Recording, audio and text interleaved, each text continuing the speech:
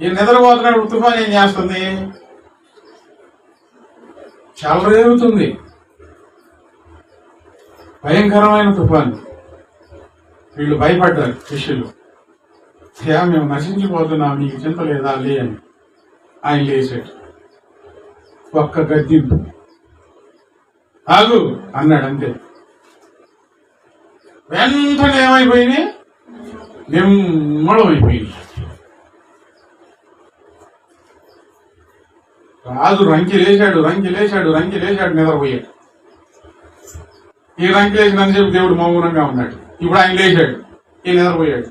ఏమైంది? మొత్తం సత్తుమడిగిపోయింది ఒక్క రాత్రికి.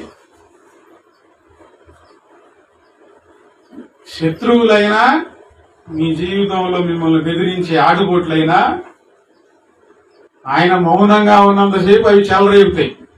అర్థమైందా? చిన్నగా చెప్తున్నాను, బాగా అర్థం చేసుకోండి. మీ హృదయంలో ధైర్యం పుట్టాలి. ఆయన మౌనంగా చూస్తూ ఉన్నంతసేపు రంకిలేసి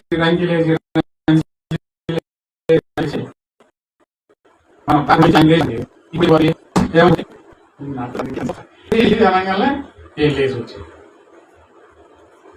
ఒక్క దెబ్బకి అంతా పిన్ డ్రాప్ సైలెంట్ గా. ఆయన మౌనంగా కూర్చున్నంతసేపే ఏమైనా చెలరేగుతాయి.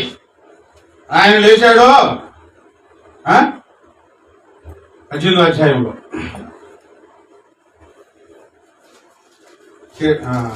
కీర్తన గ్రంథం 18. ఈ కీర్తన చాలా సార్లు చదువుకుంటా ఉన్నాను. 6వ వచనం, నా శ్రమలో నేను యెహోవాకు మొరపెట్టి తిని, నా దేవునికి ప్రార్థన చేసి తిని, ఆయన తన ఆలయంలో ఆలకించిన ప్రార్థన అంగీకరించెను. ఆయన చెవులో వచ్చాను. అప్పుడు భూమి కంపించి అది. ఇప్పుడు ఆయన లేచాడు. ఈయన శ్రమలు, భయంకరమైన శ్రమల్లో దేవుడు చూస్తా ఉంటే దావీదు ప్రార్థన